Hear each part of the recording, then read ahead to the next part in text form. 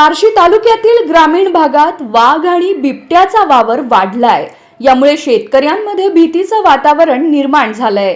मागील 3 आठवड्यांपासून वाघ आणि बिबट्यानं अनेक पाळीव प्राण्यांवर हल्ले केलेत। यामुळे शेतातील कामे खोळंबल्यानं शेतकऱ्यांना मोठा आर्थिक फटका बसत आहे।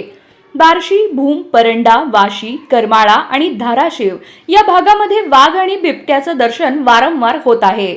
खास करून बालाघाट डोंगराच्या पायथ्याशी असलेल्या चारे, वालवड, धामणगाव, बोरगाव आणि उपळाई परिसरात वाघाचा वावर जास्त प्रमाणात असल्याचं स्थानिकांनी सांगितलं।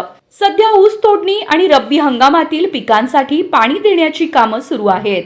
मात्र वाघ आणि बिबट्यामुळे शेतकरी व शेतमजूर शेतात जाण्यास घाबरत आहेत। कांदा लागवड आणि इतर शेती कामांवरही त्याचा परिणाम झाल्याचं दिसून येत आहे। दुसरीकडे वन विभागानं शेतकऱ्यांचे पंचनामे करून नुकसान भरपाई दिली आहे, पण वाघाला पकडण्यासाठी अद्याप ठोस पावलं उचललेली नाहीत। वाघाला लवकरात लवकर पकडावं अशी मागणी शेतकऱ्यांमधून होत आहे।